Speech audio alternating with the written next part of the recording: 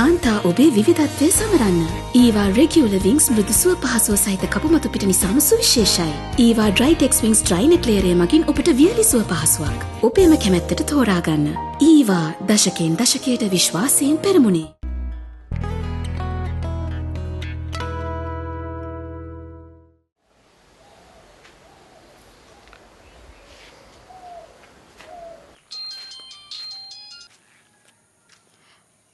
Hello ඇයි අපි මේ සන්දහවස් හම්බෙනවා නේද?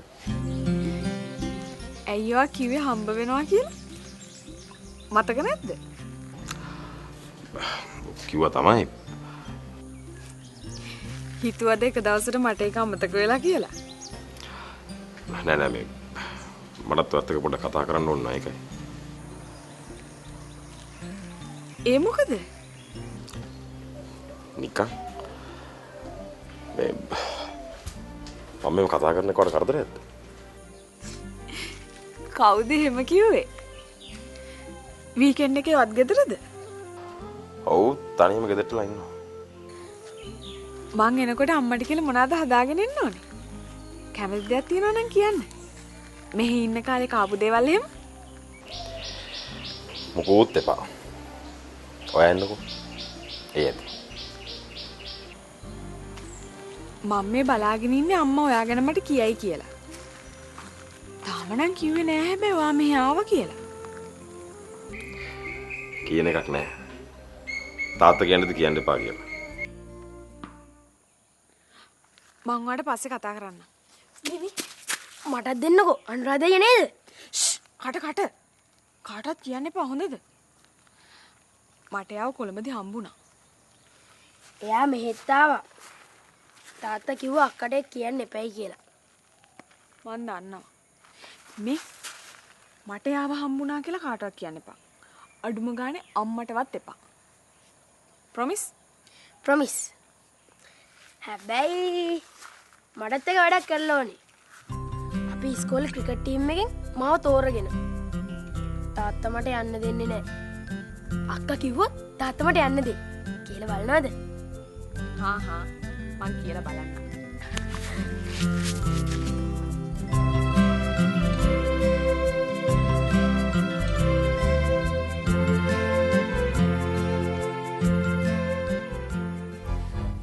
මං දන්නවා බන්දුලට කවදා හරි මගේ ළඟට එන්න වෙනවා කියලා. නිකන් නෙමෙයි.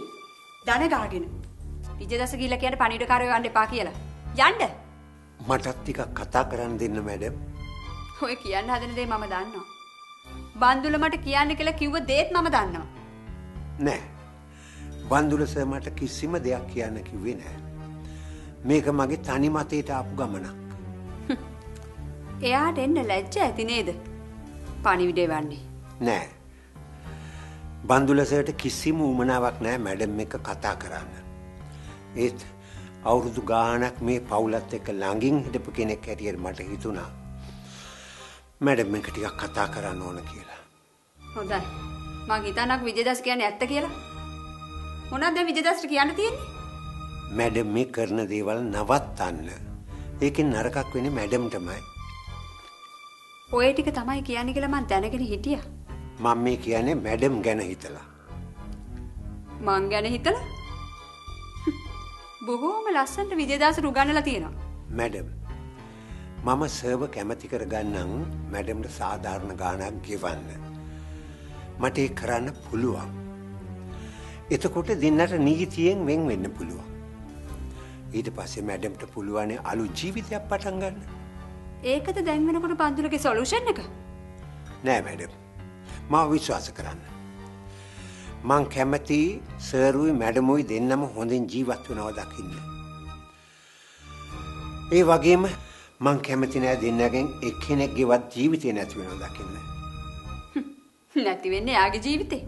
මගේ නෙමෙයි. මං කියන දේ තේරුම් ගන්න මැඩම්. බන්දුලට කියන්න මං ඩිවෝස් එක දෙන්න ලෑස්තියි කියලා. හැබැයි මට කම්පැනි එකෙන් භාගයක් ඕනේ. එදාට මං මගේ වැඩ නවත්ත ගන්නවා. හරියටම කම්පැනි එකෙන් භාගයක්. එතනින් එහා කිසි දෙයකට මං නැවෙන්නේ නැහැ. එහෙම නෙවෙයි මැඩම්. මං කිව්ව දේ ගිහින් කියනවා මෙතන තෙපර බාන්න නැතුව. තවත් මොනවද බලන් ඉන්නේ යනවා. මෙච්චර දෙයක් කරපු මට ඔය කම්පැනි එක කුඩු පට්ටම් කරන එක මහ ලොකු කෙරුවාවක් නෙමෙයි. ගිහින් කියනවා. ඒ විදිහටම ගිහින් කියනවා. යනවා.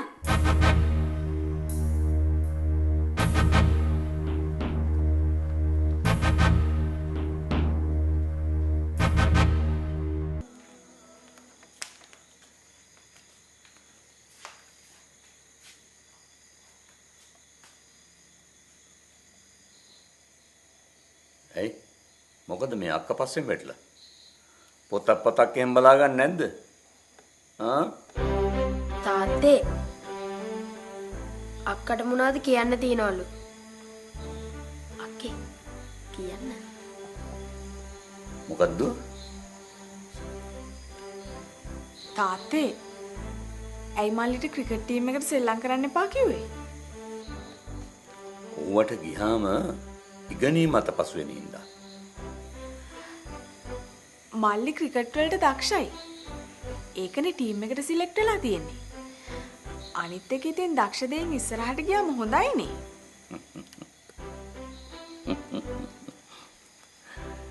ක්‍රිකට් වලින් ඉස්සරහට ගිහිල්ලා වැඩක් නැහැ. ඉස්සරහට යන්න ඕනේ ඉගෙනීම. එහෙම කියන්න එපා තාත්තේ. හැමෝම එක වගේ නෑනේ. සමහර අය ඉගෙනීමෙන් ඉස්සරහට යනවා. තවත් සමහර අය ක්‍රීඩාවෙන් ඉස්සරහට යනවා. ක්‍රිකට් කියන්නේත් ඉතින් ඉස්සරහට යන්න පුළුවන් ක්‍රීඩාවක් නේ. මම තාත්තට පොරොන්දු වුණා. ඉගෙනීම අතපසු කරගන්නේ නැහැ කියලා. මම දන්නවා විභාග ෆේල් වුණොත් ක්‍රිකට් ගාලා වැඩක් නැහැ කියලා. මල්ලි හොඳට සෙල්ලම් කරොත් එයාට කොළඹ හොඳ ඉස්කෝලේකට උනත් යන්න පුළුවන්. මාත් කොළඹ ඉන්න නිසා ඉතින් මට පුළුවන් මල්ලිව බලාගන්න. දෙන්නත් එක්ක එකතු වෙලා බොහොම හොඳට කුමන්ත්‍රණය කරලා තියෙනවා. නේ? නිකන් නෙමෙයි. ඉස්සරහා ගැනත් හිතලා. මං කියන්නේ මල්ලිට ඉඩ දීලා බලමු. මෙයා වැඩ අතපසු කරගත්තොත් පස්සේ කාලෙක නවත්තන්න පුළුවන් නේ.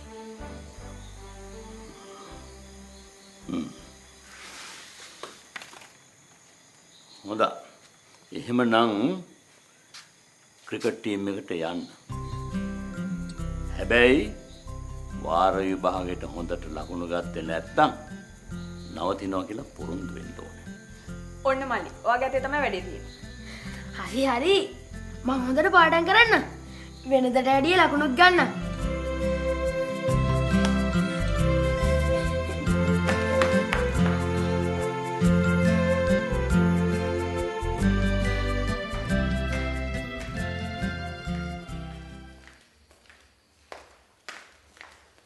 කොයි ලෝකෙද ගියේ?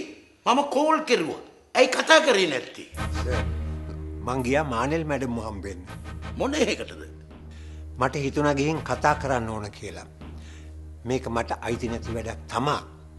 ඒත් මම මේ පවුලත් එක්ක අවුරුදු ගාණක් ළඟින් ජීවත් වෙලා මට දැනෙන්නේ මේක මගේම තැනක් හැටියටයි.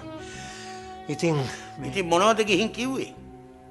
මම මැඩම්ට කිව්වා සර්ගෙන් යම් මුදලක් අරන් දෙන්න පුළුවන් කියලා මට. මැඩම් ඩිවෝස් එක අරන් පැත්තකට වෙන ලෑස්ති නා. ඒකට මානෙල් කැමතිද? නෑ. මං කිව්වේ එයා කැමති වෙන එකක් නෑ කියලා. එයා ඉල්ලන්නේ කම්පැනි එක. ඊට පස්සේ එයාත් එක්ක කිසිම දෙයක් කතා කරන්න යන්න එපා. තේරුණා නේද? කාත් එක්කද කතා කරන්න එපා කිව්වේ? ඔයාගේ අම්මත් එක්ක. විජේදාස අංකල් ගිහිල්ලා තින ඔයාගේ අම්මා හම්බ වෙන්න. මේ කරන වැඩ නවත්තන්න පුළුවන්ද කියලා අහන්න. එයාට ජීවත් වෙන්න සෑහෙන මුදලක් දෙන්න ලෑස්තියි කියන්න. ඒත් ඔයාගේ අම්මා එකට කැමති නෑ.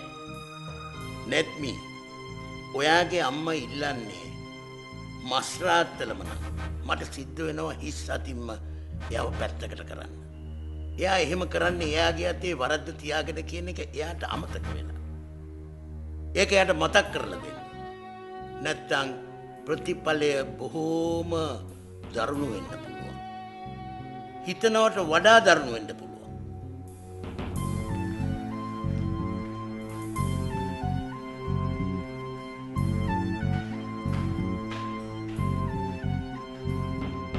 ලස්සන හිමවතේ මාවි පැසෙන්නේ දුක් දෙනාලිය තුන් පන්නා හරින්නේ ලක්මන දෙවිදුනේ වෙලබත බුදින්නේ දුප්පත් කමනිසයි මම පැල් රකින්නේ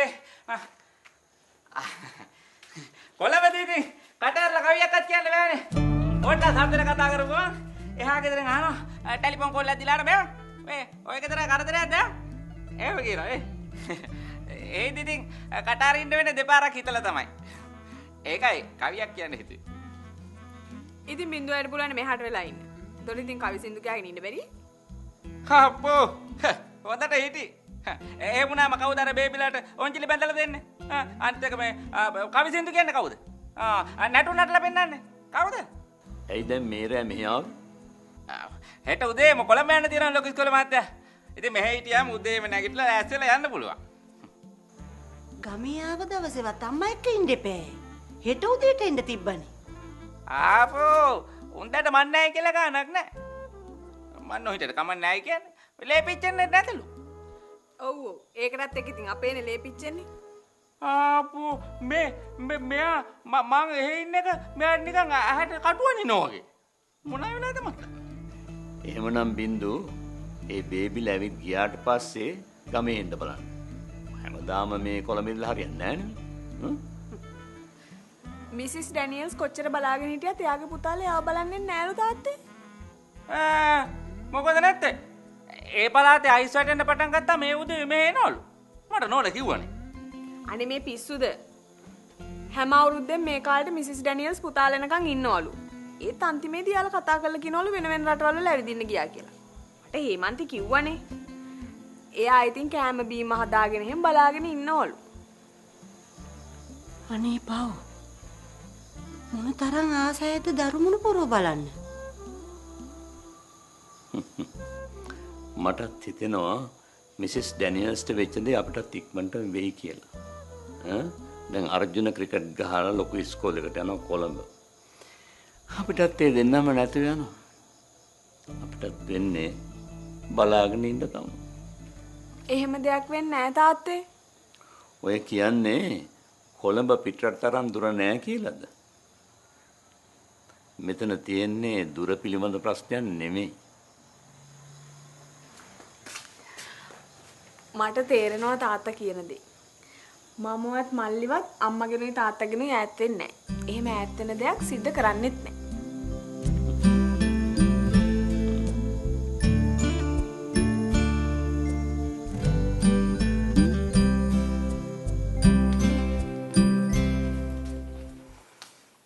මොකද මේ උදේ පාන්දර?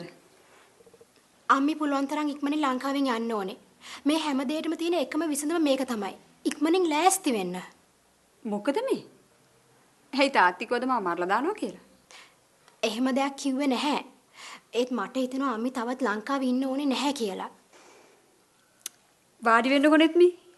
අම්මි මං කියන දේ අහන්න. ඔයා දන්නවනේ නිෂානි මගේ හොඳම යාළුවා. එයා දැන් ඉන්නේ ඕස්ට්‍රේලියාවල. අම්මිත් එක්ක. ඒගොල්ලෝගෙම ගෙදරක ඉන්නේ. ඒ දෙන්න විතරයි ඉන්නේ. ඉතින් අම්මිට පුළුවන් ඒගොල්ලොන් එක්ක නවතින්න.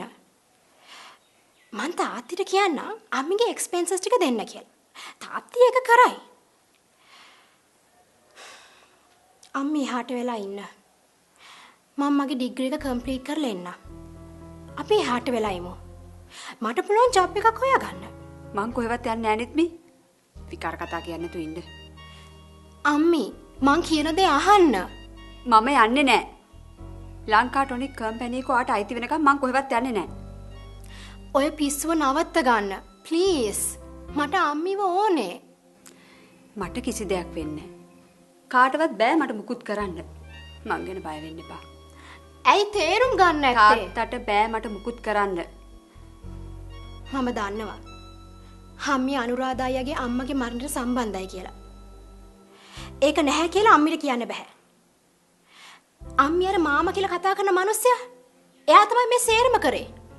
හෙදායා කතා කරපු විදිහම මට තේරුණා. දැනටවත් අනුරාධා අයියා ගොඩාක් ඉන්ෆර්මේෂන් හොයාගෙන ඉන්නේ. අම්මි තවත් ලංකාවේ හිටියොත් අම්මිව අහු වෙනවා.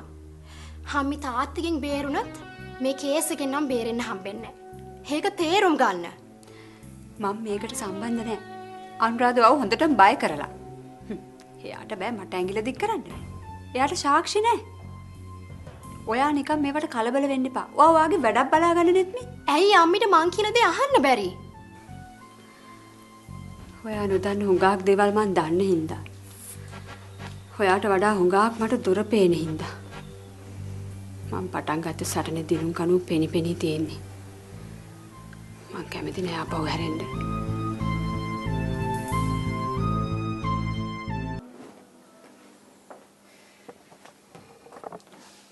සර්, ඔය තියෙන්නේ ඇඩ්වර්ටයිසින් ෆර්ම් එකට ඉෂුව කරපු ලෙටර් එකක්. ඒගොල්ලන්ට පර්මිෂන් දීලා තියෙනවා ෆැක්ටරි එක ඇතුළට ඇවිල්ලා ෆොටෝස් ගන්න. සමහර විට ඔය ලෙටර් එකේ පර්මිෂන් එකෙන් වෙන්න ඕනේ අර පත්තරේ ෆොටෝස් ගන්න නැත්තේ. කොහොමද ඒක හරියටම කියන්නේ? ඇඩ්වර්ටයිසින් ෆර්ම් එක ෆැක්ටරි ඇතුලේ ගත්ත කිසිම ෆොටෝ එකක් ඒගොල්ලෝ කැම්පේන් එකට යූස් කරලා නැහැ සර්. අනිත් එක ඒගොල්ලෝ කියනවා ෆැක්ටරි ඇතුලේ ෆොටෝ ගන්න ඒගොල්ලන්ට උමනාවක් තිබ්බේ නැහැ කියලා. ඒ කියන්නේ මේ ලෙටර් එක වෙන කාගේ හරි අතට ගිහිල්ලා තියෙනවා. ඔව් සර්. ඒතකොට එහෙම වෙන්න ඇත්තේ කොහොමද? ඔෆිස් එකෙන්ද නැත්නම් ඒජන්සි එකෙන්ද? ඒක හරියටම කියන්න බෑ සර්. මම හොයලා බලලා කියන්න. වෙන විදිහකින් මේ ෆොටෝස් ටික ගත්ත වෙන්න බැරිද? මං කියන්නේ මේ සේවකයෙක්ගේ අතේ කැමරාවක් එවලා හරි නැත්නම් මේ සේවකයෙක් වගේ වෙස් වලාගෙන ඇවිල්ලා හරි. ඒක ලේසි නෑ සර්. අනික මේ ෆොටෝස් ප්‍රොෆෙෂනල් තත්ත්වෙම තියෙනවා. ඒ කියන්නේ ෆොටෝග්‍රැෆර් කෙනෙක්ම තමයි ගන්න නැත්තේ.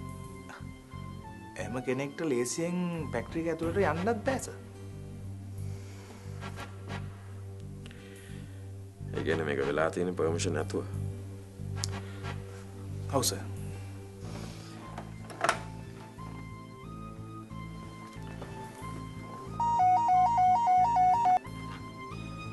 හෙලෝ චාම්ප්‍ර. මතකයි නේද ඇඩ්වර්ටයිසිං ඒජන්සි එකට ලියුමක් කරියා ෆැක්ටරි එකේ ෆොටෝස් ගන්න කියලා පර්මිෂන් දීලා. ඔව් සර්. ඒ ලෙටර් එක කොහොම හරි එළියට ගිහිලා තියෙනවා. මේ පත්තරේ ෆැක්ටරි එක ඇතුළට ඇවිල්ලා ෆොටෝස් අරන් තියෙන මේ ලෙටර් එකේ. ඒක වෙන්න බෑනේ සර්. ඒක තමයි වෙන්න පුළුවන් දේ.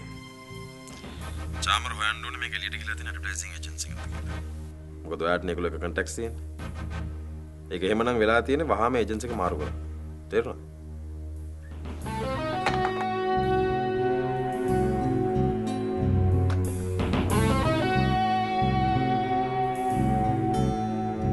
කාන්තා ඔබේ විවිධත්වය සමරන්න. ඊවා රෙගියුලර් විංස් මෘදු සුව පහසුව සහිත කපුමතු පිට නිසාම සුවිශේෂයි. ඊවා ඩ්‍රයිටෙක්ස් විංස් ඩ්‍රයිනෙට් ලේයරය මගින් ඔබට වියලි සුව පහසුවක්. ඔබේම කැමැත්තට තෝරාගන්න. ඊවා දශකයෙන් දශකයට විශ්වාසයෙන් පෙරමුණේ.